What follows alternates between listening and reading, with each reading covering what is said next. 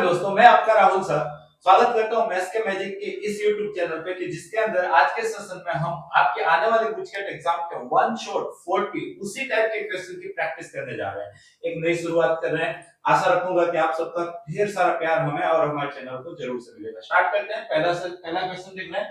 First question क्या कर रहा है कि late T be the set of all triangles in the Euclidean plane and let a relation R on T be defined as A or B if A is congruent to B। अब बेटा वैसे तो अगर आप पहले से अगर मेरे को फॉलो कर रहे हो, आप मेरे को जानते हो, तो आपको मालूम है कि कॉन्ग्रुएंट रिलेशन जो है वो ऑलवेज क्या होता है, इक्विवेलेंस रिलेशन होता है। मतलब कि अगर आपको ये मालूम है तो आप डायरेक्टली इस क्वेश्चन का आंसर टिक कर सकते हो, इक्विवेलेंस रिलेशन। अगर आप नहीं जानते हो तो एडॉप्ट कर लो कि बेटा कोई भी ट्रायंगल खुद को कॉन्ग्रुएंट हो सकता है। मतलब के सारे ट्रायंगल खुद को कॉन्ग्रुएंट होते हैं, तो ये रिलेशन कैसा हो गया बेटा, रिफ्लेक्सिव रिलेशन हो गया। अब मान लो कि एक ट्रायंगल है और दूसरे ट्रायंगल को कॉन्ग्रुएंट है, तो दूसरा ट्रायंगल पहले ट्रायंगल को क्या होगा बेटा, कॉन्ग्रुएंट होगा। तो ये रिलेशन कैसा हो गया, सिमेट्रिक रिलेशन हो गया। सिमिलरली एक ट्रायंगल दूसरे ट्रायंगल को कॉन्ग्रुएंट है, दूसरा ट्रायंगल तीसरे ट्रायंगल को कॉन्ग्रुएंट है, तो मतलब पहला ट्रायंगल तीसरे ट्रायंगल को क्या होगा, कॉन्ग्रुएंट होगा। मतलब ये रिलेशन कैसा हो गया बेटा, ट्रांजिटिव रिलेशन हो गया।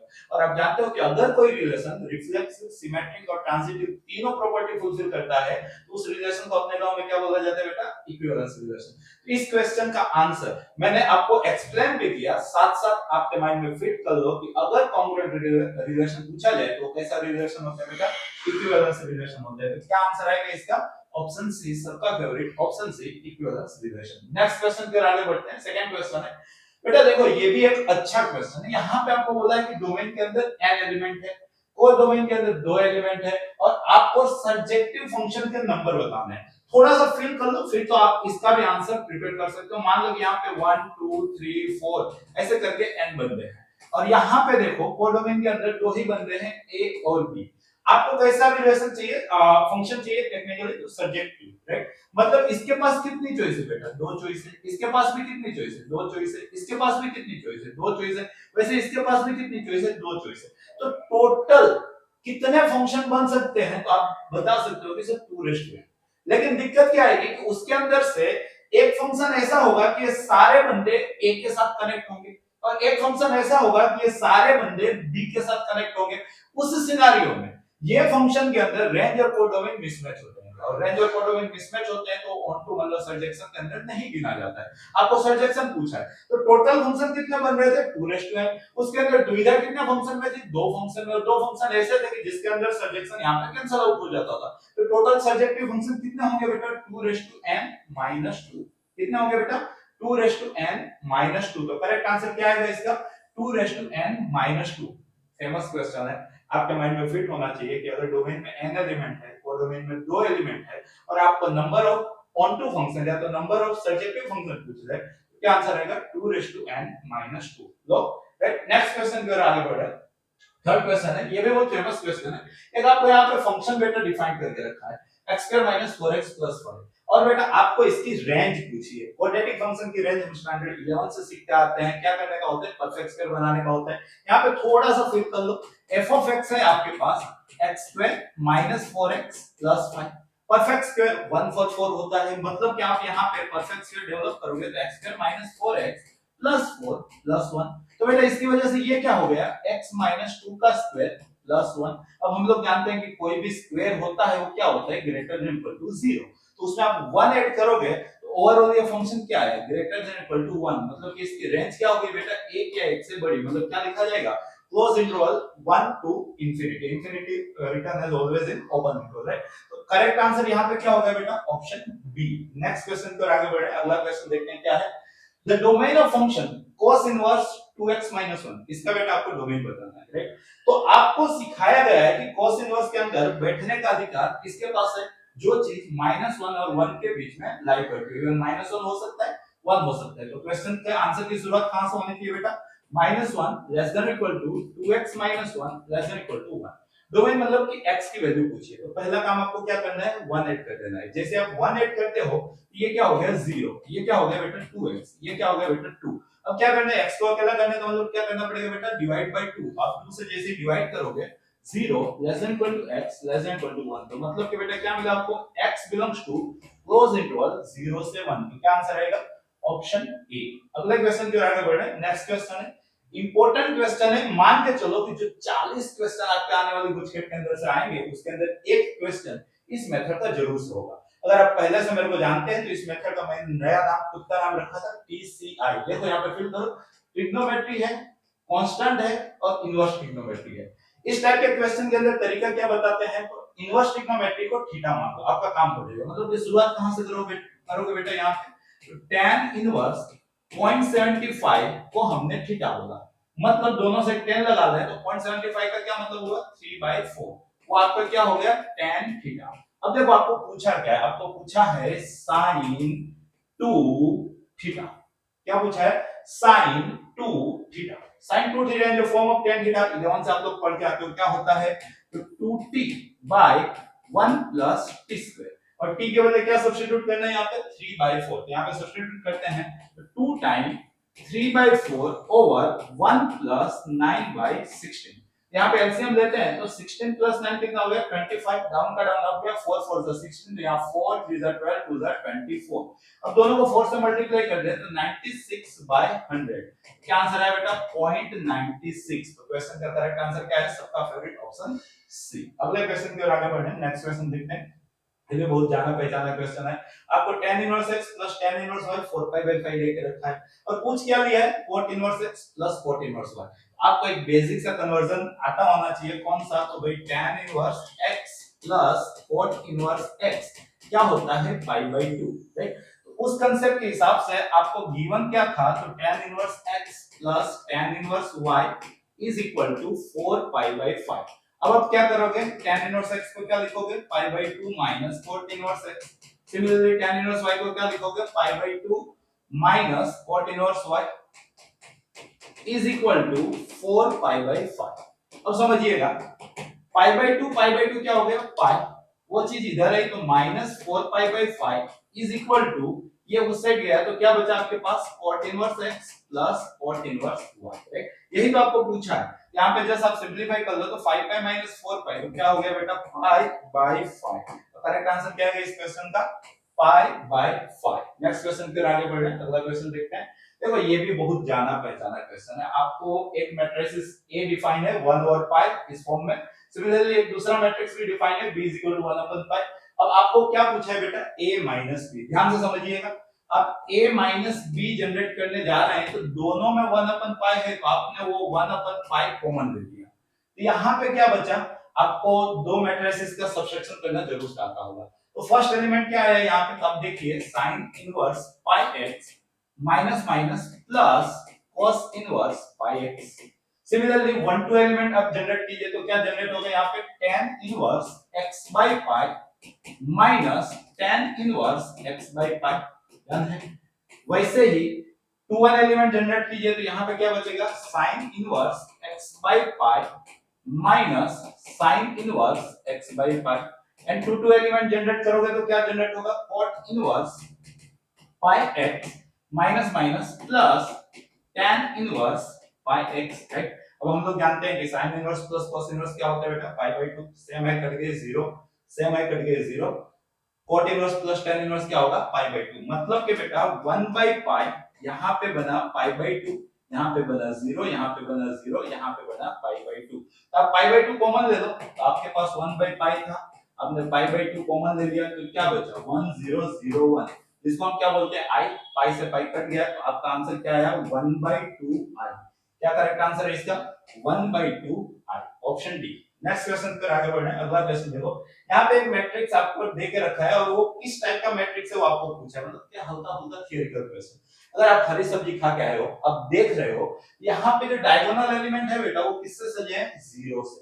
जब भी डायगोनल एलिमेंट जीरो से सजे हो और उसी के प्रति इमेज एलिमेंट की एक दूसरे की नेगेटिव आती हो, जैसे कि -5 है तो 5 हो गया, 8 है तो -8 हो गया, 12 है तो -12 हो गया, इस टाइप के मैट्रिक्स को अपने गांव में क्या बोला जाता है स्क्यू सिमेट्रिक मैट्रिक्स। क्या बोला जाता है बेटा स्क्यू सिमेट्रिक मैट्रिक्स। तो इस क्वेश्चन का करेक्ट आंसर क्या आएगा स्क्यू सिमेट्रिक मैट्रिक्स। हो सकता है कि इसकी डिटरमिनेंट वैल्यू पूछे, तो स्क्यू सिमेट्रिक मैट्रिक्स की डिटरमिनेंट वैल्यू कितनी होती है बेटा? 0। ये सारी चीजें आप जानते ही हो, आपने बोर्ड अच्छा मतलब कि जबरदस्त आपका गया है, ये सारे कांसेप्ट आप सीखे हुए हो, तो कोई नई बात है।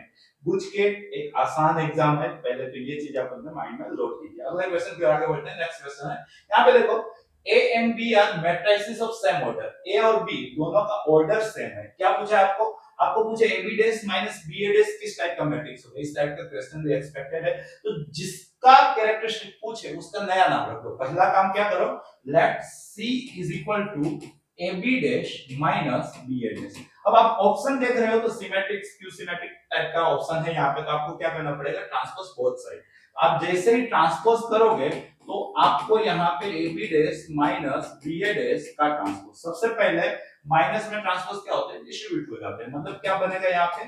AB डैश का डैश माइनस BA डैश का डैश। अब मल्टीप्लिकेशन में ट्रांसपोज क्या होता है? लॉ ऑफ रिवर्सल, मतलब उलट जाता है, पीछे वाला आगे आ जाएगा, आगे वाला पीछे चला जाएगा। मतलब क्या हुआ? B डैश का dash into A dash minus A dash का डैश इनटू B डैश। अब आपको डी मॉर्गन्स लॉ आता ही होगा, डैश का डैश क्या होता है? खुद यहाँ पे ट्रांसपोज के अंदर वैसा ही वर्क करेगा, राइट? तो मतलब कि ये हो गया B A dash minus A B dash. अगर आप माइनस कॉमन ले लेते हो तो ये क्या बचेगा आपका? A B dash minus B A dash. But A B dash minus B A dash तो क्या था? C। तो मतलब क्या मिला आपको? Minus C। अब थोड़ा सा फिल करो, ट्रांसपोज खुद का नेगेटिव है, ये प्रॉपर्टी किसके लिए होती है? स्क्यू सिमेट्रिक मैट्रिक्स के लिए। तो क्या करेक्ट आंसर आएगा इस क्वेश्चन का? Skew symmetric matrix. अगले क्वेश्चन की ओर आगे बढ़ रहे हैं। यहाँ पे देखो आपको एक डिटरमिनेंट दे के रखा है और इस डिटरमिनेंट की मैक्सिमम वैल्यू पूछी है। आपको करना क्या चाहिए? सबसे पहले इस डिटरमिनेंट को देसी में एक्सपांड करके सोल्व कर लेना चाहिए। तो सोल्व करते हैं। देखो यहाँ पे 1 के साथ क्या आया बेटा? तो ये ऐसे मल्टीप्लाई होगा तो 1 माइनस s माइनस 1 आता है ना एक्सपांशन। फिर माइनस 1 के साथ क्या है बेटा? तो 1 minus 1 minus cos theta, plus 1 के साथ क्या है बेटा? तो यहाँ पे देखो 1 माइनस, अब यहाँ पे एक्सपांशन, पहले 1 जाएगा तो 1 माइनस s और फिर c जाएगा तो c माइनस cs। क्लियर? एकदम इत्मीनान से, राइट? sin थीटा को s लिखा है, cos थीटा को c लिखा है। अब यहां से देखो 1 माइनस 1 कैंसिल आउट तो क्या बचा? Minus s। यहाँ पे 1 minus 1 cancel out, minus minus plus c। यहाँ पे 1 minus 1 cancel out, minus distribute हुआ तो plus s minus c plus cs, right? यहाँ पे देखो plus c minus s plus s cancel out तो क्या बचा? cos theta into sin theta. तो इसकी आपको क्या पूछा है? Maximum value. 11 का बेसिक कांसेप्ट आपने 2 से मल्टीप्लाई किया, 2 से डिवाइड किया, ये आपको मिला 1/2 sin 2 थीटा। अब sin 2 थीटा के लिए तो हम लोग जानते हैं -1 से 1, आगे क्या लगाना है बेटा? 1/2। तो जैसे 1/2 मल्टीप्लाई होगा तो क्या मिलेगा आपको? -1/2 से 1/2। अगर आपको मैक्सिमम वैल्यू पूछे तो क्या आंसर देना है आपको? 1/2। अगर मिनिमम वैल्यू पूछे तो क्या आंसर देना है? -1/2। यहाँ पे क्या पूछा आपको? Maximum value.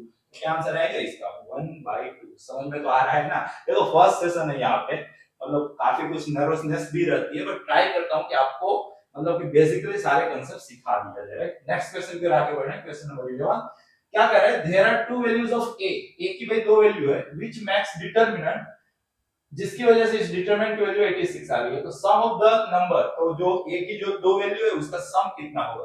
कुछ नहीं करना है, जैसे एक्सपांशन लगाना है। देखो यहाँ पे अब 1 के साथ जब सोल्व करने गए तो आपको क्या मिला? 2a² प्लस 4 प्लस 2 के साथ तो क्या मिला? 4a minus 0, right? प्लस 5 के साथ तो क्या मिला? 8 इज इक्वल टू कितना देके रखा है? 86, करेक्ट? अब थोड़ा सा एक्सपांशन और करते हैं तो 2a² plus 4 plus 8a plus 40 is equal to what? 86। So 2a² plus 8a, यहाँ पे 44 माइनस 86, समझिएगा 44 माइनस 86 मतलब minus 42 is equal to 0. Taking 2 common, so you get s square plus 4a minus 21 is equal to 0. अब इसके दो root आते होंगे, वैसे तो 7 चीजें यहाँ पे दिख रहा है, कोई मतलब फैक्टराइज करना डिफिकल्ट चीज नहीं है, बट आप 10 से पढ़ते हो सम ऑफ रूट क्या होता है? Minus b by a। यहाँ से सम ऑफ वैल्यूज ऑफ a कितना निकल के आएगा? -4। सो करेक्ट आंसर क्या आना चाहिए बेटा? Option C. अगले क्वेश्चन पे आगे बढ़े। नेक्स्ट क्वेश्चन देखो यहाँ पे, if a b and c are angle of triangle, triangle के तीन एंगल है एबीसी, तो आपको इस डिटरमिनेंट की वैल्यू बतानी है। अब समझिएगा यहाँ पे कोई क्लेरिफिकेशन है क्या? नहीं ना।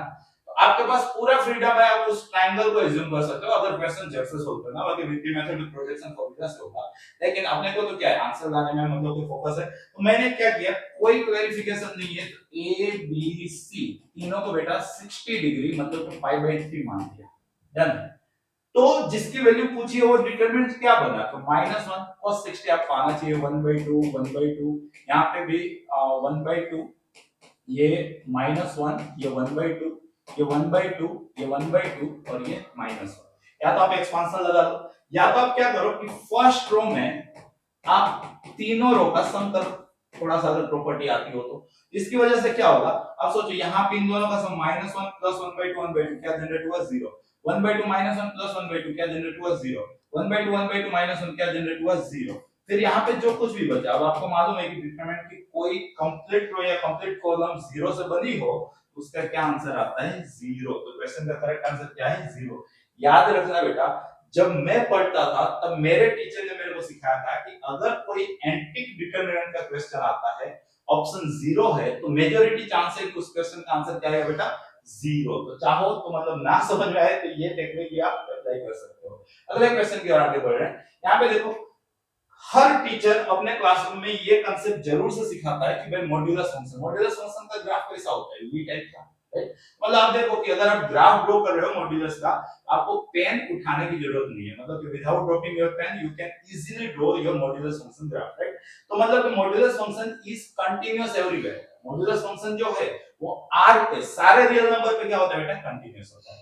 बट क्रिटिकल पॉइंट पे देखो शार्प टर्न आता है, राइट। और जहां पे शार्प टर्न आता है, शार्प चेंज आता है, वहां पे क्या होता है नॉन डिफरेंशिएबल। तो क्रिटिकल पॉइंट पे नॉन डिफरेंशिएबल होगा। अब आप अपने दिमाग में फिट करो कि modulus function is continuous everywhere but not differentiable eight there critical point, right. अगर इतना याद है तो आपको यहाँ पे मोड sin x की बात है। क्रिटिकल पॉइंट मतलब अंदर बैठी चीज 0 कहां पे होती है, तो sin x 0 कहां पे होते हैं, तो आप 11th मैट्रिक को पढ़ के आए हो, sin के 0 क्या होते हैं x एक्सिस। मतलब के ये जो फंक्शन है वो r पे कंटीन्यूअस है, मतलब continuous everywhere but not differentiable at x axis, got it, right. तो क्या इसका आंसर बनना चाहिए f is everywhere continuous but not differentiable है। आप x एक्सिस को क्या बोलते हैं, k पाई n पाई, यहां ये लोग n वर्ड यूज कर रहे हैं, n belongs to z, right. तो करेक्ट आंसर क्या हो गया, f is everywhere continuous but not differentiable at x is equal to n pi. I hope आपको समझ में आ रहा है, राइट। अगले क्वेश्चन की ओर बढ़ते हैं। नेक्स्ट क्वेश्चन क्या कर रहा है यहाँ पे देखिए, ये भी बहुत ही अच्छा क्वेश्चन है। सबसे पहले आप log की प्रॉपर्टी यूज करो, log a by b आप जानते हो क्या होता है बेटा, log a by b क्या होता है, log a minus log b। आपको dy by dx पूछा है, अब differentiate with respect to x करोगे तो आपको क्या मिलेगा, dy by dx। तो log का क्या होता है 1 ओवर, फिर 1 का 0 माइनस x स्क्वायर का माइनस 2x, ये माइनस एज इट इज। इस log का 1 ओवर 1 का 0 x स्क्वायर का क्या हो गया बेटा 2x। अब आप क्या करो, इसमें से माइनस 2x कॉमन ले लो, क्या बचा 1 over 1 minus x square, minus common है so plus 1 over 1 plus x square. अब आप एलसीएम ले लो, सो माइनस 2x, यहां पे आया 1 plus x square plus 1 minus x square, नीचे क्या है a minus b, a plus b square minus b square 1 minus x square. अब आप यहां पे फिल करो, x स्क्वायर कैंसिल आउट, सो 2 into माइनस 2x, तो क्या बना minus 4x over 1 minus x4। ये भी फेमस क्वेश्चन है, मतलब नया कोई क्वेश्चन है नहीं, minus 4x over 1 minus x4। Next question की ओर आगे बढ़े हैं। अगला क्वेश्चन देखो, ये भी अच्छा क्वेश्चन है कि आपको एक फंक्शन का दूसरे फंक्शन के रिस्पेक्ट पे डिफरेंशिएशन, जरूर से चांस है आपके आने वाली गुजकेट के एग्जाम में इस टाइप का क्वेश्चन आए। तो क्या करने का, सबसे पहले दोनों फंक्शन के u और v नाम कर लो। तो पहला काम है let u is equal to cos inverse 2x square minus 1 and v is equal to cos inverse x। अब समझिएगा, मैंने क्या किया, cos इनवर्स x को थीटा बोल दिया, x क्या हो गया cos थीटा, x क्या हो गया बेटा cos थीटा, मतलब v हो गया अपना थीटा, cos इनवर्स x को थीटा बोला है ना।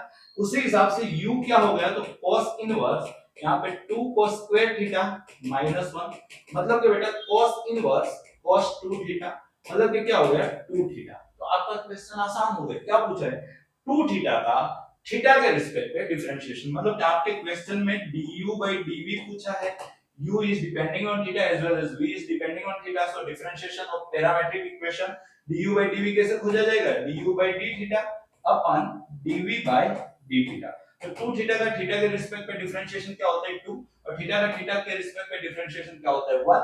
सो 2/1 क्या जनरेट होगा बेटा 2, तो करेक्ट आंसर क्या आएगा इसका 2। नेक्स्ट क्वेश्चन फिर आगे बढ़े, question number 16, maximum value of sin x into cos x। अभी वो जो डिटरमिनेंट वाला क्वेश्चन किया था ना, जस्ट वही है।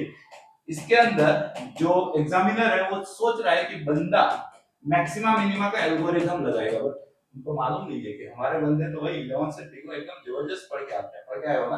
अगर बेटा आपको सेशन में मजा आ रही है तो भाई क्या करना है, लाइक वाइक कर दो यार, शेयर कर दो, सब्सक्राइब कर दो, मतलब ये आपकी चैनल है, आपकी वजह से ही तो चालू हुई है, राइट। यहाँ पे देखो, इसकी आपको मैक्सिमम वैल्यू चाहिए, तो आपने क्या किया, 2 से मल्टीप्लाई किया और 2 से डिवाइड कर दिया। इसकी वजह से क्या हुआ, तो 1/2 ये क्या हो गया बेटा sin 2x line bracket close interval -1 से 1, उसका 1/2 मतलब कि ये हो गया -1/2 से 1/2। आपको क्या पूछा है मैक्सिमम, तो मैक्सिमम कितना बना बेटा 1/2, तो क्या आंसर आएगा इसका 1/2। नेक्स्ट क्वेश्चन की ओर आगे बढ़े, अगला क्वेश्चन देखिए 17 number, the function tan x x। एक क्वेश्चन इस टाइप का भी प्रिडिक्टेबल है। आपको जब ऑप्शन देख रहे हो तो ऑलवेज इंक्रीज ऑलवेज डिक्रीजिंग, मतलब इंक्रीजिंग डिक्रीजिंग टाइप का ऑप्शन सेट किया है। इंक्रीजिंग डिक्रीजिंग मतलब फर्स्ट डेरिवेशन आपको एक बार डिफरेंशिएट जरूर से करना है। यहाँ पे देखो f of x क्या है, f of x है tan x x। आपने डिफरेंशिएट किया तो आपको f dash x मिला, जो क्या मिला sec square x minus 1। But आपको मालूम है sec square x minus 1 क्या होता है tan square x, और स्क्वायर नेवर नेगेटिव, मतलब tan square x greater than और इक्वल टू 0। तो मतलब कि बेटा यहाँ पे f dash x greater than और इक्वल टू 0, अगर first differentiation greater than equal to 0 मिले तो उसको हम क्या बोलते हैं ऑलवेज इंक्रीजिंग। तो करेक्ट आंसर क्या आएगा बेटा इसका ऑलवेज इंक्रीजेस। अगले क्वेश्चन की ओर आगे बढ़े, क्वेश्चन नंबर 18। अरे ये भी तो बहुत फेमस क्वेश्चन है, वैसे तो आपने सोल्व किया ही होगा। देखो ध्यान से क्या क्वेश्चन कहे क्या रहा है, a ladder 5 meter long standing on a horizontal floor। मतलब कि हॉरिजॉन्टल फ्लोर पे एक 5 मीटर लॉन्ग लेडर जो है वो कैसे यहाँ पे लीन्स अगेंस्ट वर्टिकल वॉल, मतलब समझिए ये आपका हॉरिजॉन्टल प्लेन है, ये आपकी वर्टिकल वॉल है। अब इस पे 5 मीटर लॉन्ग एक लेडर है, वो इस तरह से लीन हुई है, right. If the top of the ladder slide downwards, अब ये top of the ladder है वो डाउनवर्ड की साइड में स्लाइड हो रहा है, right, at the rate of 10 centimetre पर सेकंड। और ये इसका रेट देख के रखा है 10 सेंटीमीटर पर सेकंड। अब नोट करने वाली चीज ये कि अगर ये 5 मीटर है और ये यूनिट सेंटीमीटर में है तो इसको भी हम 500 सेंटीमीटर लिख सकते हैं। कन्वर्जन आता है ना भाई, फिजिक्स के 11 का फर्स्ट डे याद करो, या तो 10th में भी इस टाइप का आता था, राइट। अब आगे, then the rate at which the angle between the floor and the ladder is decreasing, मतलब कि ये फ्लोर है ये लेडर है, इसके बीच का एंगल मान लो कि आपका थीटा है, आपको d थीटा बाय dt पूछा है, थीटा का रेट पूछा है। कब, when lower end of ladder is 2 meters from the wall, तब जब ये डिस्टेंस 2 मीटर हो, मतलब कि 200 सेंटीमीटर हो, तब आपको d थीटा बाय dt पूछा है। ये क्वेश्चन सोल्व करने के लिए आपको क्या करना पड़ेगा, इसको मान लो कि ये लेंथ y है, ये लेंथ x है, और आपको d थीटा बाय dt पूछा है। यहाँ पे जिस तरह से फिगर बन रही है उस तरह से दो ही चीज आपके दिमाग में आना चाहिए, cos थीटा क्या होगा और बेटा sin थीटा क्या होगा। सब लोग जानते हैं cos थीटा क्या होता है एडजेसेंट, मतलब कि x अपन हाइपोटेन्यूस जो कितना है 500। सिमिलरली sin थीटा क्या होगा ऑपोजिट, जो कितना है बेटा y अपन हाइपोटेन्यूस, जो लेडर की लेंथ है वो तो कांस्टेंट है बेटा, राइट। अब समझिएगा इसकी वजह से यहाँ पे x हो गया आपका 500 cos थीटा, सिमिलरली y हो गया आपका 500 sin थीटा। पक्की बात है। अब आपको गिवन क्या है, आपको गिवन है dy by dt, क्या लेके रखा है बेटा dy by dt। आप यहाँ पे differentiate with respect to time कीजिए, आपको क्या मिलेगा dy by dt is equal to 500 as it is। sin theta का क्या हो जाएगा cos थीटा, और थीटा का क्या हो जाएगा d theta by dt। Note करने वाली चीज यही है कि आपको d थीटा by dt पूछा है। अब समझिएगा सारी वैल्यू आप यहाँ पे सब्स्टिट्यूट कर रहे हो, मतलब dy by dt जो कितना था 10 is equal to 500 into cos theta, cos theta कितना था आपका x by 500, x by 500 into d theta by dt, और आपका पूरा focus d theta by dt पे है। सबसे पहले 500 500 यहाँ पे कैंसिल आउट हो गए, सो d थीटा by dt को आप सब्जेक्ट बनाओगे तो कितना जनरेट होगा 10 by x, और x अपने आप में कितना है 200, सो 10 by 200 इनटू 1 by 20 रेडियन पर सेकंड। क्यों d थीटा by dt पूछा था, तो 1 by 20 कहां पे देकर रखा है ऑप्शन बी के अंदर। आई होप कि आपको पूरा क्वेश्चन समझ में जरूर से आया होगा। अगले क्वेश्चन की ओर आगे बढ़े, नेक्स्ट क्वेश्चन देखिए ओहो, इंटीग्रेशन की दुनिया में स्वागत है आपका। राइट, इस चैनल पे पहला इंटीग्रेशन का एमसीक्यू सोल्व करने जा रहा हूं। देखिए क्या है question.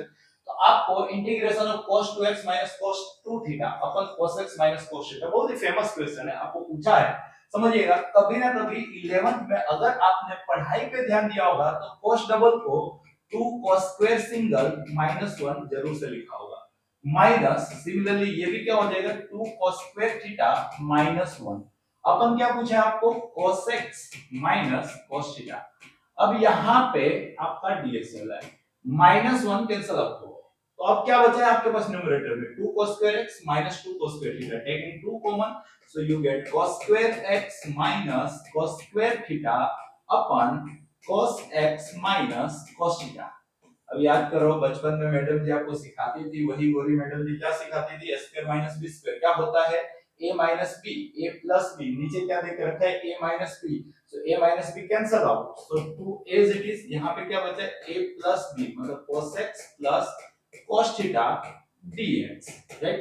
So 2 as it is, cos x का इंटीग्रेशन क्या हो गया बेटा sin x plus cos theta constant, और dx का क्या हो गया x plus c। इस टाइप का कुछ आपका आंसर आना चाहिए, 2 time sin x plus x cos theta। अच्छी बात ये है कि ऑप्शन ए के अंदर ही आपका आंसर छुपा हुआ है। अगला क्वेश्चन फिर आगे बढ़े, ये भी बहुत ही अच्छा क्वेश्चन, आपने कभी ना कभी जरूर से सीखा होगा। इस टाइप के 3 क्वेश्चन आते हैं, sin sin cos cos और sin cos। क्या सिखाया जाता है, अगर डिनोमिनेटर सेम है, मतलब कि दोनों का मतलब कि क्वेश्चन के अंदर डिनोमिनेटर sin sin है या तो cos cos है। अगर डिनोमिनेटर सेम है तो आपको sin के साथ आगे जाना है, अगर डिनोमिनेटर डिफरेंट है, मतलब यहाँ पे sin cos अगर देकर रखे तो आपको cos के साथ आगे जाना है। Got it right. यहाँ पे देखो डिनोमिनेटर क्या है, सेम, सेम फॉर sin, तो आपका क्वेश्चन सोल्व कैसे होगा, sin के साथ आगे जाना है। तो sin के साथ आगे जाने का क्या मतलब हुआ, ध्यान से समझिएगा। आपने डिनोमिनेटर एज इट इज लिख दिया, मतलब आपने यहाँ पे sin x a into sin x b लिख दिया। न्यूमरेटर में क्या करना है, डिनोमिनेटर सेम है तो आपको sin के साथ आगे जाना है, तो आप यहाँ sin लिखोगे, आप यहाँ पे 1 अपन sin लिखोगे। समझिएगा यहाँ पे क्या, इन्हीं दोनों आर्गुमेंट का मतलब ये difference x a minus x b, तो आपने टेक्निकली क्या किया, x x कैंसिल और माइनस a प्लस b, तो आपने sin b माइनस a से मल्टीप्लाई किया, तो यहाँ पे sin b माइनस a से आप क्या करो, डिवाइड करो, चीज बैलेंस हो गई। समझ में आ रहा है राइट। अगर ये चीज समझ गए तो क्वेश्चन आपका हो गया है सोल्व। यहाँ पे 1 over sin b minus a, यहाँ पे क्वेश्चन है विद रिस्पेक्ट टू x। अब आप वापस से 11th स्टैंडर्ड में sin अल्फा माइनस बीटा एकदम जबरदस्त सीख के आए हो। क्या होता है sin alpha minus beta, sin alpha cos beta minus cos alpha sin beta, पक्की बात है। अपन डिनोमिनेटर में क्या चल रहा है, जो चल रहा है चल रहा है, मतलब sin x a into sin x b dx। अब आप क्या करोगे बेटा, सेपरेट कर सकते हो, अगर ये जो चीज कर सकते हो वो चीज कर ही लेने। क्लियर, यहाँ पे इसके नीचे ये दोनों आप देख पा रहे होंगे कि sin x a cancel cos x b upon sin x b, जो क्या हो गया बेटा cot x b minus cos sin के नीचे sin sin, तो sin x b cancel cos x a upon sin x a, तो मतलब ये हो गया cot x a। अब आपको cot का इंटीग्रेशन तो जरूर से आता है, log mod sin, right. So ये 1 over sin b minus a as it is, cot का हो गया log mod sin, क्या हो गया log mod sin x minus b, minus का मतलब log के अंदर डिवीजन, cot का sin x minus a। समझ में आ रहा है बेटा, प्लस c। इस टाइप का कहां पे आंसर देके रखा है, 1 अपन sin मतलब कोसेक हो गया, तो कोसेक b माइनस a यहाँ पे है, यहाँ पे है। अब ऊपर x माइनस b चाहिए, यहाँ x माइनस a है तो रॉन्ग है, तो सबका फेवरेट ऑप्शन सी इस क्वेश्चन का आंसर होगा। अगले क्वेश्चन की ओर आगे बढ़े, नेक्स्ट क्वेश्चन देखिए। एक आईडीएफ का इंटीग्रेशन जरूर से प्रेडिक्टेबल है, बट इसके अंदर रूट x चल रहा है, तो पहला काम है एंटिक को एज्यूम करो, तो मतलब रूट x को आप tan थीटा बोल लो, मतलब कि x को आप tan स्क्वायर थीटा बोल रहे हो। बोलने के बाद क्या होता है, डिफरेंशिएशन, डिफरेंशिएट कर लो, तो dx का क्या हो गया 2 tan थीटा, और tan थीटा का क्या हो गया बेटा sec स्क्वायर थीटा, और थीटा का d थीटा। अब चीजों को सब्स्टिट्यूट करो, तो i is equal to tan inverse root x को बोलना है tan थीटा, और इस dx को बोलना है 2 tan theta into sec square theta d theta. अब यहाँ पे tan inverse tan cancel out, तो थीटा, यहाँ पे 2 tan theta into sec square theta d theta. और समझिए ये आपका फर्स्ट फंक्शन है, सो u हो गया, आपका सेकंड फंक्शन है जो v हो गया, और आप क्या करोगे, एक बाय पार्ट्स का क्वेश्चन, आईटीएफ का क्वेश्चन पक्का सा दिखने वाला है, याद करिएगा जब पेपर के अंदर आ जाए। तो देखो बाय पार्ट्स आपको आता है u as it is, v का इंटीग्रेशन। अब आप इसका इंटीग्रेशन करने जा रहे हो तो देखो यहाँ पे फंक्शन है, बगल में डिफरेंशिएट है, तो फंक्शन की पावर बढ़ेगी, बढ़ी हुई पावर नीचे आएगी, राइट, प्रॉपर्टी आप जानते हो। तो इसका answer tan square theta by 2, 2 cancel out, मतलब क्या आएगा tan स्क्वायर थीटा। इसका इंटीग्रेशन क्या होगा, इंटीग्रेशन भी क्या होगा बेटा, tan स्क्वायर थीटा, राइट। तो u as it is, integration of v जो क्या है tan square theta compulsory, minus इसका डिफरेंशिएशन जो आया 1 इनटू v का इंटीग्रेशन जो आया था tan स्क्वायर थीटा का मल्टीप्लिकेशन का इंटीग्रेशन आता है ना बाय पार्ट्स, राइट। सो ये हो गया बेटा theta tan square theta minus tan square theta को अपने नाम में क्या बोला जाता है, sec स्क्वायर थीटा माइनस 1। सो ये माइनस sec स्क्वायर थीटा का integration tan theta minus minus plus 1 का इंटीग्रेशन थीटा प्लस c। तो अब आप क्या कर सकते हो, इसके अंदर आप वैल्यूज डायरेक्टली वेरीफाई कर सकते हो, राइट। इन दोनों में से अब थीटा कॉमन, तो क्या बचेगा यहाँ पे tan square theta plus 1 minus tan theta plus c। So theta को आपको क्या लिखना था, थीटा को आपको लिखना था tan inverse root x। So ये हो गया बेटा आपका tan inverse root x, tan square theta हो गया x plus 1 minus tan theta हो गया रूट x प्लस c। तो सबसे पहला माइनस रूट x चाहिए, यहां नहीं है, ये हो सकता है, ये हो सकता है, ये नहीं है, a और b है। आगे tan इनवर्स रूट x के साथ x प्लस 1 चाहिए, tan इनवर्स रूट x के साथ x प्लस 1 पहला ही ऑप्शन है, राइट। नेक्स्ट क्वेश्चन पे आगे बढ़ो, ये भी बहुत ही फेमस क्वेश्चन है। इस टाइप में मैं क्या सिखाता हूं, एंटिक ब्रैकेट में से x की मैक्सिमम पावर कॉमन ले लो, उसके बाद उस एंटिक को एज्यूम कर लो, आपका आंसर आ जाएगा। बस 2 लाइन, मैथ्स में भी दिख सकता है क्या, एंटिक ब्रैकेट में से मैक्सिमम x की डिग्री कॉमन लेने के बाद उस एंटिक को एज्यूम कर लो, आपका काम हो जाएगा। मतलब इसके अंदर x स्क्वायर मैक्सिमम है तो x स्क्वायर कॉमन लिया, देखो ये आपका x raise to 9 as it is, यहां से x स्क्वायर कॉमन लोगे तो रेज़ टू 6 मतलब x 12 बन जाएगा।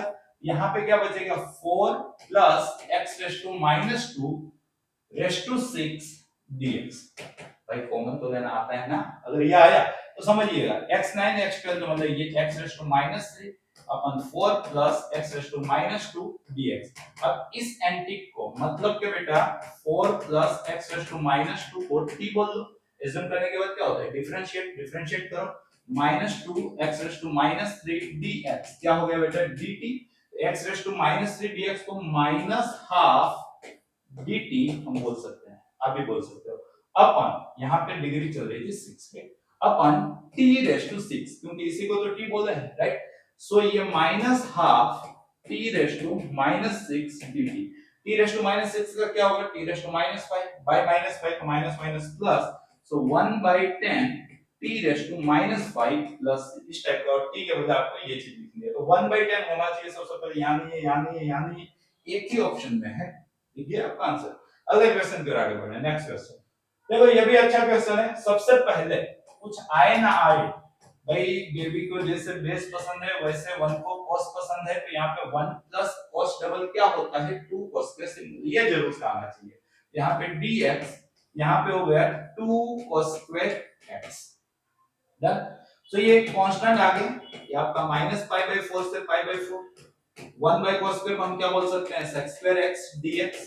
अब देखो sec square x even function है, माइनस a से इवन फंक्शन होता है तो उसको हम क्या बोल देते हैं 2 टाइम्स 0 से कोरोलरी ऑफ kin, राइट। तो ये आपका 1/2, यहाँ पे 2 टाइम्स 0 से a, यहाँ पे sec स्क्वायर x dx। अब ये 1/2 to cancel out, sec square x का इंटीग्रेशन क्या हो गया बेटा tan x, रेंज क्या लग गई आपकी 0 से pi by 4, upper boundary substitute की tan pi by 4 sin pi by minus tan 0 0 1 minus 0 क्या बचा बेटा 1, तो करेक्ट आंसर क्या आएगा 1। नेक्स्ट क्वेश्चन पे आगे बढ़े, अगला क्वेश्चन, यहाँ पे देखो ये भी एक अच्छा क्वेश्चन है, समझने की बात है। देखिएगा जब भी आपको मालूम हो कि 1 माइनस साइन डबल दे दें तो क्या होता है cos आधा माइनस साइन आधा cos, ये चीज अगर आप जानते हो, यही चीज यहाँ पे रूट में देके रखी है, राइट। तो रूट स्क्वायर कटेगा तो मॉड लगेगा, तो मतलब कि आपका जो क्वेश्चन है वो है 0 से पाई बाय 2, यहाँ पे मॉड के अंदर cos theta minus sin theta dx, यहाँ पे थीटा नहीं चल रहा है x चल रहा है, सो cos x minus sin x dx। अब बेटा जब आप 11th में थे तो जरूर से आपको सिखाया गया था ये 0 एंगल पे 1 0 होता है, पाई बाय 2 एंगल पे 0 1 होता है और पाई बाय 4 एंगल पे 1/√2 होता है। x कोऑर्डिनेट cos इंडिकेट करता है, y कोऑर्डिनेट sin इंडिकेट करता है। तो यहाँ देखो 1 से 1 और √2 मतलब cos डिक्रीज हो रहा है और 0 से 1/√2 sin इंक्रीज हो रहा है, बट सारी वैल्यू में cos 1/√2 से बड़ा है और sin 1/√2 से छोटा है, मतलब कि 0 से पाई बाय 4 में आपका 0 है, ये पाई बाय 4 है, ये पाई बाय 2 है, तो 0 से पाई बाय 4 में c is always greater than s। Similarly यहाँ पे उसका उल्टा c is always less than s, मतलब पाई बाय 4 पे ब्रेक होने वाला है। मॉड्यूलस है तो क्रिटिकल पॉइंट पे ब्रेक करने की कहानी जानते हो रे। मतलब कि इसी को अब 0 से pi by 4 plus pi by 4 से पाई बाय 2। अब 0 से पाई बाय 4 में c बड़ा होता है तो cos x minus sin x खुलेगा मॉड्यूलस। वैसे ही पाई बाय 4 से पाई बाय 2 में sin बड़ा होता है तो sin x minus cos x खुलेगा मॉड्यूलस। अब आपको ये कहानी भी आती होनी चाहिए कि 0 से पाई बाय 4, चलो इंटीग्रेशन कर ही लेते हैं। cos x का इंटीग्रेशन हो जाएगा sin x minus sin x का हो जाएगा cos x और रेंज लग गई बेटा 0 से pi by 4। Similarly sin x का हो गया minus cos x, minus cos x का हो गया माइनस sin x और रेंज लग गई पाई बाय 4 से पाई बाय 2। राइट, अब आप अपर बाउंड्री सब्स्टिट्यूट करते हो sin pi by 4 1/√2 cos pi by 4 1/√2 minus करके sin 0 0 cos 0 1 plus pi by 2 substitute करते हो cos pi by 2 0 sin pi by 2 1, लेकिन आगे माइनस है। अब वो माइनस और ये माइनस प्लस हो गए, मतलब plus cos pi by 4 1/√2 sin pi by 4 1/√2। So similarly ये बना आपका √2 माइनस 1, वैसे ही वहां बना आपका √2 माइनस 1। राइट, तो क्या आंसर है 2 टाइम्स √2 माइनस 1। तो पहले तो आंसर टिक कर लेते हैं 2 टाइम्स √2 माइनस 1। अब यहां से आप ट्रिक भी बना लो कि cos और sin दोनों दे दें और आधा क्वाड्रेंट का एरिया क्या होगा √2 माइनस 1। अगर आपको ये याद है कि भाई cos sin दोनों जब दिए हो तो हाफ क्वाड्रेंट का एरिया होता है √2 माइनस 1। तो सबसे पहले 1 माइनस sin 2x मतलब cos x minus sin x का स्क्वायर, तो मोड के अंदर cos x minus sin x mode लगा मतलब एरिया पूछा। cos sin दोनों दिया है, यहाँ 0 से पाई बाय 2 मतलब दो बार आधा क्वाड्रेंट, एक पूरा क्वाड्रेंट ना, तो आधे क्वाड्रेंट का एरिया कितना होता है बेटा √2 माइनस 1। पूरे क्वाड्रेंट का एरिया कितना हो जाएगा 2 टाइम्स √2 माइनस 1। डायरेक्टली आप लिख सकते हो। क्लियर, अगले क्वेश्चन की ओर आगे बढ़ रहे हैं। ओहो, रिमूवल ऑफ x आपको जरूर से आना चाहिए कि अगर a से b x f of x dx पूछे और f of a plus b minus x is equal to f of x हो, मतलब किंग लगता हो, तब x हटेगा तो आगे नीचे प्लस ऊपर का आधा लगेगा। राइट, अब देखो क्वेश्चन को समझ लो। ये आपका क्वेश्चन है, ऑप्शन के अंदर देखो x एलिमिनेट हो गया है मतलब रिमूवल ऑफ x, तो आगे क्या लगेगा a plus b by 2। यहाँ पे देखो a plus b by 2 है, यहाँ पे भी है, ये तो आंसर आएगा ही, यहाँ पे भी है। अंदर x हट गया होगा और नॉर्मल f of x होना चाहिए, तो यहाँ पे है रिमूवल ऑफ x प्रॉपर्टी, ये जानते ही हो। अगला क्वेश्चन पे आगे बढ़े, नेक्स्ट क्वेश्चन। अरे वाह, मतलब फेमस क्वेश्चन ये 0 से pi bye 2 log of 4 plus 3 sin x over 4 plus 3 cos x dx। Right, king लगा रहे हो मतलब कि x के बदले नीचे प्लस ऊपर मतलब पाई बाय 2 माइनस x ले रहे हो, किंग प्रॉपर्टी। सो आई ही रहेगा 0 से पाई बाय 2 ये log of 4 plus 3 sin pi by 2 minus x क्या हो गया cos x, यहाँ पे 4 plus 3 cos pi by 2 minus x क्या हो गया बेटा sin x dx। अब इसका अगर रेसिप्रोकल करोगे तो आगे माइनस जनरेट हो जाएगा ना, जानते हो ना प्रॉपर्टी, डिग्री क्या होती है लोग के अंदर आगे आ जाती है। तो माइनस ऑफ 0 से पाई बाय 2 log ऑफ यहाँ पे 4 प्लस 3 sin x अपन 4 प्लस 3 cos x। ये भी कर सकते हो दूसरा तरीका, इन दोनों का एडिशन कर लो तो 2i से भी जनरेट हो सकता है। बट अगर ये समझ पे पा रहे हो तो ये आपका माइनस i है, अगर i is equal to minus i तो 2i इज इक्वल टू 0, तो i is equal to 0। i is equal to 0 कहां पे लेकर रखा है ऑप्शन सी के अंदर। अगले क्वेश्चन की ओर आगे बढ़ रहे हैं, next question. The area of region bounded by the ellipse, बेटा इलिप्स का एरिया क्या होता है पाई ए बी। अगर फुल इलिप्स पूछे तो पाई ए बी, फिर जैसा उसके अंदर क्वेश्चन के अंदर वो लोग चेंज कर ले। यहां पे a के तौर पे कितना है 5, b के तौर पे कितना है 4। The area of region bounded bye, खास ध्यान रख लेना, फर्स्ट क्वाड्रेंट भी दे सकते हैं, सेमी इलिप्स भी दे सकते हैं, तो वो सारे वर्डिंग खास समझ लेना। यहाँ पे कोई वैसे वर्डिंग चेंज नहीं है, मतलब इलिप्स का टोटल एरिया पूछा है, टोटल एरिया इलिप्स का क्या होता है पाई ए बी। ए मतलब इलिप्स का इक्वेशन होता है x square y square plus y square y b square is equal to 1। तो a के तौर पे 5, b के तौर पे 4, तो 5 into 4 20 पाई, 25 कहां पे दे रखा है, ऑप्शन ए के अंदर। अगले क्वेश्चन की ओर आगे बढ़ रहे हैं। The area of region bounded by the x is equal to 2y plus 3। सबसे पहले तो ये लाइन अपने को ड्रॉ करते आना चाहिए। x के बदले 0 लिया तो y अपने को -3/2 मिला, यहां पे होता होगा। y के बदले 0 लिया तो x अपने को 3 मिला, यहां पे होता होगा। फ्री हैंड से लाइन ड्रॉ कर दी, जिसका इक्वेशन है यहाँ पे x is equal to 2y plus 3। अब अपने को y इज इक्वल टू 1 और y इज इक्वल टू -1। बेटा ये हो गया आपका y इज इक्वल टू 1 और ये हो गया यहाँ पे कितना था आपका -3/2 ना, तो -3/2 का मतलब यहाँ पे आएगा y इज इक्वल टू -1। और साथ साथ the area of region bounded by the curve and the lines y is equal to 1 and y is equal to -1। तो बेटा आपका ये वाला एरिया पूछा है, ये वाला एरिया मतलब क्या पूछा है, ये इतनी चीज, ये क्या है, तो ट्रेपेजियम है। ट्रेपेजियम का एरिया क्या होता है, half sum of parallel side. ये डिस्टेंस कितना है और ये डिस्टेंस कितना, तो y के बदले 1 रख लो, तो ये 5,1 है। यहाँ पे y के बदले अब -1 रख लो, तो ये 1,1 है, 1,-1 है। तो ये डिस्टेंस कितना हो गया 1, ये डिस्टेंस कितना हो गया 5, राइट। 1 + 5 कितना हो गया 6। And distance between two parallel lines, तो -1 से 1 के बीच की दूरी कितनी है 2, तो 2 से 2 कट गया तो क्या बचा 6। वंस अगेन ट्रेपेजियम का एरिया, ट्रेपेजियम का एरिया क्या होता है, half sum of parallel side into distance of parallel side, right. यहां पे सबसे पहले तो फिगर जनरलाइज किया, फिर formula half sum of parallel side. तो पैरेलल साइड इस ट्रेपेजियम में कौन सी है, ये और ये लेंथ कितनी, ये लाने के लिए ये पॉइंट हो जाए, y के बदले 1 इस इक्वेशन में रखा, 2 + 3 5 हुआ, तो x 5 हुआ, तो ये डिस्टेंस कितना हुआ 5।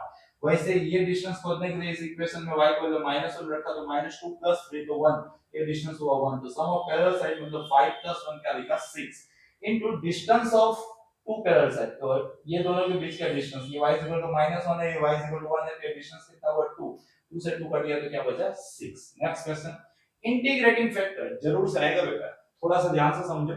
यहाँ पे इक्वेशन है dy/dx plus y is equal to 1/x plus y/x। पहले तो स्टैंडर्ड फॉर्मूला दो, तो यहाँ पे dy/dx plus y minus y/x is equal to 1/x। In short dy/dx plus y common, तो यहाँ पे 1 - 1/x is equal to 1/x। इसको कंपेयर करो किसके साथ, dy/dx plus p of x into 1 is equal to p of x। तो बेटा ये आपका क्या हो गया p of x। Integrating factor क्या होता है, तो आपको मालूम है e के माथे पे p का इंटीग्रेशन, मतलब कि e के माथे पे 1 - 1/x dx, तो मतलब कि e के माथे पे 1 का x हुआ माइनस 1/x का log x हुआ, तो मतलब कि ये e⁻x अपन e⁻log x, e log husband wife cancel out, तो मतलब क्या आंसर है बेटा e⁻x/x। आता है ना ये सब, क्या आंसर है e⁻x/x। अगले क्वेश्चन की ओर आगे बढ़े, नेक्स्ट क्वेश्चन। अब ये भी बहुत फेमस है, जब भी बेटा y is equal to something e⁻px plus something e⁻qx लिख जाए, वो क्वाड्रेटिक इक्वेशन जो 10th में पढ़े थे उस टाइप का। 10th में क्या पढ़ते थे अपने, x² minus sum of root x plus product of root is equal to 0। यहाँ पे जो रूट है वो p और q मान लो, तो जब ये स्ट्रक्चर आए तो इसका डिफरेंशियल इक्वेशन फिक्स होता है y2 माइनस दोनों x के कोएफिशिएंट का सम इनटू y1 प्लस दोनों x के कोएफिशिएंट का multiplication into y is equal to 0। ये पहले तो आप अपने दिमाग में फिट करो, पूरा चांस से आ सकता है।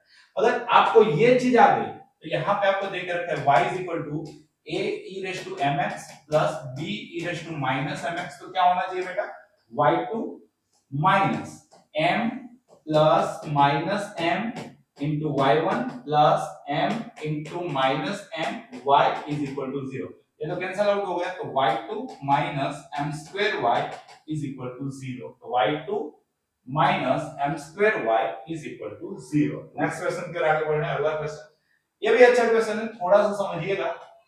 dy/dx is equal to 2x, इसको कैसे लिखेंगे e⁻x² अपन e⁻y लिख सकते हैं ना, बेसिक फंडा स्टैंडर्ड 5 6, राइट। तो यहाँ पे e⁻y dy is equal to 2x e⁻x² dx। ये क्या हो गया, variable separable integrating both side, right. e⁻y का क्या हो गया बेटा e⁻y, x² को t बोलो तो 2x dx dt हो गया, e⁻t का e⁻t मतलब e⁻t प्लस c। क्लियर है? अब इस टाइप पे यहाँ पे कहाँ पे लेकर रखा है, e raise to y is equal to e raise to x square plus c, सबका फेवरेट ऑप्शन सी।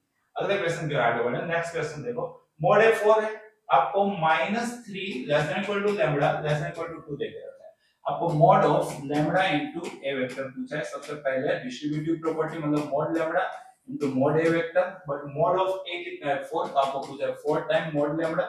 अब अगर लैम्बडा -3 से 2 के बीच में है तो मॉड लैम्बडा किसके बीच में आ जाएगा, 0 से 3, राइट? तो मतलब कि 4 टाइम यहाँ पे 0 से 3। अगर आपको ये नहीं आता है तो मॉड्यूलस का ग्राफ समझिए, राइट? अब x आपका -1 -2 -3 -3 के लिए क्या आंसर दिया 3, 1 2 के लिए क्या आंसर दिया 2। तो आपका जो ग्राफ है वो इसके बीच में है, तो इसके बीच में y किसके किसके बीच में आया, इतने के बीच में आया, इसलिए 0 से 3 लिखा है। ओके, अब 4 से मल्टीप्लाई कर दो तो ये क्या हो गया 0 और ये क्या हो गया 12, तो करेक्ट आंसर 0 से 12। समझ में तो आ रहा है ना भाई? अगला question, projection of vector a on b, theoretical question क्या होता है, a dot b upon mod b का स्क्वायर इनटू b कैरेट। आपकी एनसीईआरटी में दिया है प्रोजेक्शन ऑफ a बार, वही पूछा है ना, ऑनटू b बार, तो हम क्या लिखते हैं a bar dot b bar upon mod b बार। ये प्रोजेक्शन की लेंथ हुई, राइट, डायरेक्शन के साथ, बट प्रॉपर डायरेक्शन लगानी होती है, ये प्रोजेक्शन किस डायरेक्शन में आता है, तो b की डायरेक्शन में, तो b की डायरेक्शन मतलब unit vector of b, right?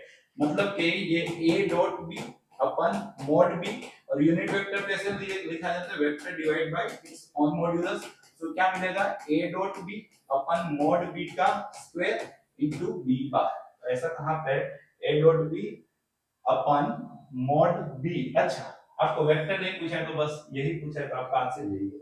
समझ में आया ना? मैंने दोनों चीजें आपको डिटेल के अंदर एक्सप्लेन कर दी, या तो एनसीईआरटी है तो बस इतना ही, और अगर वेक्टर पूछे तो इनटू b कैरेट लगाना है। ओके, गलती मत कीजिएगा। अगला क्वेश्चन देखो क्या बोल रहा है, एबीसी आर यूनिट वेक्टर, मतलब कि बेटा mod A is equal to mod B is equal to mod C is equal to 1।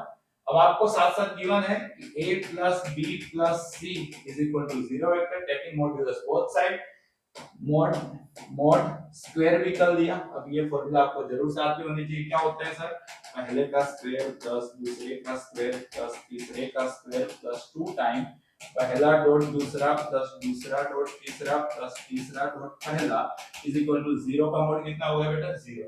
अब आपको यही पूछा होगा सर, परफेक्ट यही पूछा है, ये 1 1 1 है तो 1 1 1 कितना हुआ 3, उधर गया तो कितना हुआ -3/2।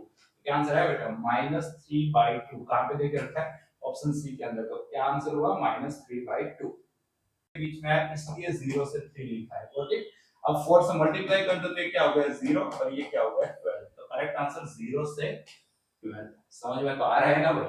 अगला question, projection of vector a on b, theoretical question क्या होता है, a dot b upon mod b का स्क्वायर इनटू b कैरेट। आपकी एनसीईआरटी में दिया है प्रोजेक्शन ऑफ a बार, वही पूछा है ना, ऑनटू b बार, तो हम क्या लिखते हैं a bar dot b bar upon mod b बार।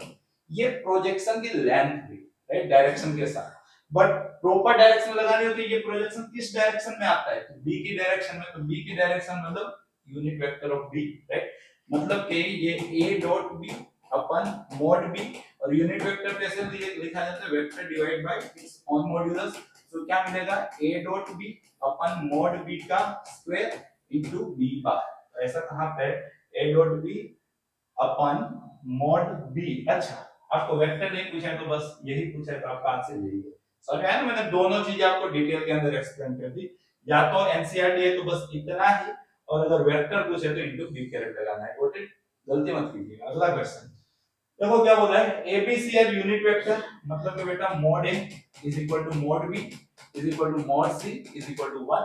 अब आपको साथ साथ गिवन है कि a plus b plus c is equal to 0 vector taking modulus both side, mod mod square भी कर लिया। अब ये फॉर्मूला आपको जरूर से आती होनी चाहिए, क्या होता है सर, पहले का स्क्वायर प्लस दूसरे का स्क्वायर प्लस तीसरे का स्क्वायर प्लस 2 टाइम पहला डॉट दूसरा प्लस दूसरा डॉट तीसरा प्लस तीसरा डॉट पहला इज इक्वल टू 0 का मॉड कितना होगा बेटा 0। अब आपको यही पूछा होगा सर, परफेक्ट यही पूछा है, ये 1 1 1 है तो 1 1 1 कितना हुआ 3, उधर गया तो कितना हुआ -3/2। क्या आंसर है बेटा -3/2। कहां पे देके रखा है, ऑप्शन सी के अंदर। तो क्या आंसर हुआ -3/2। नेक्स्ट क्वेश्चन की ओर आगे बढ़े। अगला क्वेश्चन देखिए, ओ हो भाई इसके बिना तो पेपर आधा अधूरा रहेगा। a डॉट b का square plus a cross b का square is equal to a का स्क्वायर b का स्क्वायर। ध्यान रहा है आइडेंटिटी याद करो ना, sin square theta cos square theta क्या लिखा है 1, बस वही कांसेप्ट है, राइट। अब a डॉट b अपने पास है 12, 12 का स्क्वायर कितना हो गया 144। यही तो पूछा है, तो जो पूछा है उसका नाम p लिख दो तो p square is equal to mod है 10, तो 10 का स्क्वायर कितना बेटा 100, और मोड भी है 2, तो 2 का स्क्वायर कितना बेटा 4, तो मतलब p स्क्वायर हो गया 400 माइनस 144 मतलब कि 256, taking square root both side, तो p हो गया 16। तो 16 कहां पे देख रखा है, ऑप्शन डी। आ रहा है समझ में। अगले क्वेश्चन की ओर आगे बढ़े, next question. If the direction cosine of a line के भाई यहां पे मान लो कि डायरेक्शन है के और डायरेक्शन कोसाइन मतलब यूनिट वेक्टर पूछा है आपको, राइट। तो मोड एल बार यहां पे क्या होगा, अंडर रूट के स्क्वायर मतलब रूट 3 के, क्लियर। मतलब डायरेक्शन कोसाइन मतलब यूनिट वेक्टर, तो k बाय दिस, तो 1 by root 3 1 by root 3 1 by root 3 और प्लस और माइनस होता है ना बोथ साइड, मतलब के in the direction opposite direction, तो आपका आंसर क्या आएगा, k कितना आएगा प्लस और माइनस 1 अपन रूट 3, राइट। k कितना है बेटा प्लस और माइनस 1 अपन रूट 3। अगले क्वेश्चन की ओर आगे बढ़े। The area of quadrilateral A B C D, समझिएगा एक क्वाड्रिलेटरल की कहानी है। ये a है 0 4 1, ये b है 2 3 -1, ये c है 4 5 0 और ये d है 2 6 2। और क्वाड्रिलेटरल का एरिया मतलब अगर एडजेसेंट साइड ले रहे हो तो उसका क्रॉस का मोड, और अगर डायगोनल ले रहे हो तो डायगोनल के क्रॉस का मोड का आधा। ये दो मेथड तो दुनिया जानती है और पक्का मतलब दिखने वाला है कुछ के अंदर। तीसरा यहाँ पे शायद से अगर वही सेटल वाला क्वेश्चन हो, ये डिस्टेंस मैंने डिस्टेंस फॉर्मूला से खोजने की ट्राई कर रहा हूँ। 0 - 2 मतलब 4, 4 - 3 मतलब 1 5, और यहाँ पे 1 - -1 तो मतलब 9, पे ये डिस्टेंस आया 3। वंस अगेन 4 5 9, ओके ये डिस्टेंस खोज रहा हूँ मैं। 4 - 2 मतलब 4, 5 - 3 मतलब 4, 8 + 1 9, ये कितना है 3। अब ये डिस्टेंस खोज रहा हूँ, 2 - 4 मतलब 4 + 1 5 + 9 3, और ये भी खोज रहा हूँ, तो ये 4 ये 4 8 ये 3, तो मतलब ये स्क्वायर टाइप का हो गया, तो 3 × 3 कितना लिख सकते हैं अपना 9, राइट। तो क्या आंसर आएगा इसका 9 स्क्वायर यूनिट। ये भी कर सकते हो, या तो कोई भी दो साइड एडजेसेंट साइड लेके चल रहे हो, उसका क्रॉस प्रोडक्ट करो, उसका मैग्नीट्यूड निकालो, वही आपका एरिया ऑफ क्वाड्रिलेटरल हो जाएगा। तो गलती से आप डायगोनल लेके चल रहे हो तो डायगोनल जनरेट करो, उसका क्रॉस प्रोडक्ट करो, उसका मॉड्यूलस निकालो, उसका हाफ करो, वो आपका एरिया हो जाएगा। तीन मेथड मैंने आपको बताई है, राइट। अगले क्वेश्चन की आगे बढ़े, नेक्स्ट क्वेश्चन है the feasible solution of LPT z = 3x - 4y। तो सारी जगह पे अपने पहले तो 3x - 4y कैलकुलेट कर रखते हैं। यहाँ पे तो कितना आ जाएगा बेटा 0, यहाँ पे कितना आ जाएगा 5 3 जा 15, यहाँ पे कितना आ जाएगा 6 3 जा 18 - 20, सो बेटा -2। यहाँ पे कितना आ जाएगा 18 - 32, तो मतलब -14 में भी। यहाँ पे कितना आ जाएगा 14 मतलब 12 - 40, तो मतलब -28, और यहाँ पे 08 मतलब कितना होगा -32। अब अपने को क्या पूछा है, मिनिमम ऑफ z, तो मिनिमम z कितना है -32, कहां पे कर हो रहा है 08, तो क्या आंसर आएगा बेटा 08। अब बेटा अंतिम घड़ी आज के सेशन की चल रही है, second last question of this session. क्या बोला है, a and b are two students, their chance of solving a problem correctly।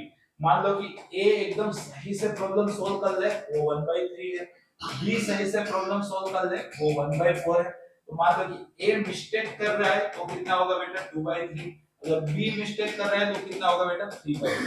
आगे पढ़ते हैं। If the probability of there making a common error, दोनों सेम मिस्टेक कर रहे हैं, क्या बेटा सेम मिस्टेक कर रहे हैं, तो उसकी प्रोबेबिलिटी कितनी है 1/20, and they obtain the same answer, then the probability of their answer to be correct. अब समझिएगा क्वेश्चन अच्छा है। सोचो कि दो डिफरेंट बंदे हैं, कोई सेम प्रॉब्लम सोल्व कर रहे हैं और दोनों के आंसर सेम आ रहे हैं। यहाँ पे एक वर्ड है ना, and they obtain same answer. तो बेटा सेम आंसर कैसे आ सकते हैं, सेम आंसर सोचो, सेम आंसर कैसे आ सकते हैं। मान लो कि बोथ करेक्ट सोल्व किया, पहले तो करेक्ट सोल्व किया, सेम आंसर मतलब सही सोल्व कर रहे हैं तब सेम आएगा, या तो सेम मिस्टेक कर रहे हैं तब सेम आएगा। समझ में, सेम आंसर कब आएगा, करेक्ट सोल्व कर रहे हैं तो आंसर तो सेम ही आने वाला है, या तो कॉमन मिस्टेक करेंगे तब भी जाके आंसर सेम आएगा ना। सेम आंसर कैसे आएगा, तो दोनों बोथ करेक्ट तब ए सही सोल्व किया होगा, बी सही सोल्व किया होगा, या तो फिर दोनों सेम मिस्टेक, तब ए ने भी मिस्टेक की होगी और बी ने भी मिस्टेक की होगी। समझ में आया ना? करेक्ट सोल्व किया तो दोनों करेक्ट होंगे, या तो दोनों ने सेम मिस्टेक की होगी तो दोनों रॉन्ग होंगे। अब उसके अंदर से आपको क्या पूछा है? उसके अंदर से आपको पूछा है then their answer to be correct. भाई आंसर करेक्ट हो तो मतलब कि ये वाला क्वेश्चन कहां पे आएगा? न्यूमरेटर में। बेस प्रॉब्लम था, बेसिक फंडा, प्रोबेबिलिटी उन्हीं को आ सकती है जो क्वेश्चन को समझ सके। आई होप कि आप समझ में आए होंगे, राइट? तो अब बस यहां पे सोल्व कर दो। दोनों करेक्ट तो उसका वेट एक ही होता है, तब ए करेक्ट कितना हुआ 1/3 और बी भी करेक्ट कितना हुआ 1/4। यहाँ पे 1 into 1/3 1/4, या तो दोनों सेम मिस्टेक करें तो सेम मिस्टेक के चांस क्या है 1/20। तो पहला रॉन्ग गिने 2/3 और दूसरा भी रॉन्ग गिने 3/4। अब 3 4 12 सबसे मल्टीप्लाई कर दें तो ऊपर क्या आया 1, नीचे क्या आया आपका 1 प्लस ये 12 कैंसिल आउट हो गया, 3 4 12 कैंसिल आउट हो गया, तो यहाँ पे 2 3 6/20 क्या बचा बेटा 6/20। तो एलसीएम ले लोगे तो 26 मतलब कि 20/26 मतलब कि बेटा 10/13। क्या आंसर आएगा बेटा 10/13। आई होप कि आपको समझ में जरूर से आया होगा, right? Last question of this session is assume that in a family each child is equally likely to be boy or girl। भाई वैसे ही होगा ना। a family with 3 children is chosen at a random। 3 children वाली family तो मतलब 4 बार B 4 बार G 2 बार बी 2 बार जी 2 बार बी 2 बार G B G B G B G B G. Clear? The probability that the eldest child is girl. भाई आपको ध्यान ये चार में रखना, मान के चलो कि एल्डेस्ट चाइल्ड गर्ल है। गिवन दैट क्या दे के रखा है? Family has at least one girl. कम से कम एक लड़की हो। वैसे केस कितने बेटा? ये 7 केस। इन 7 केस में बड़ी लड़की बड़ा चाइल्ड गर्ल हो, वैसे कितने केस? तो 4 केस। तो क्या आंसर है बेटा 4/7। क्या आंसर है बेटा 4/7। तो बेटा यहाँ से एक नई सीरीज की शुरुआत आप लोगों के लिए हो चुकी है। आशा रखता हूं कि आपको इस सेशन से जरूर ना जरूर कुछ ना कुछ आपको सीखने को जरूर मिलेगा। ऐसे ही आगे आने वाले सारे सेशन के साथ आप जुड़े रहिए, सीखिए और अपना करियर बेहतर से बेहतर बनाइए। हो भाई यार 40 आउट ऑफ 40 आप जरूर से लाएंगे। ऐसे विश के साथ आज का सेशन यहीं कंप्लीट करता हूं। मिलते रहेंगे, धन्यवाद।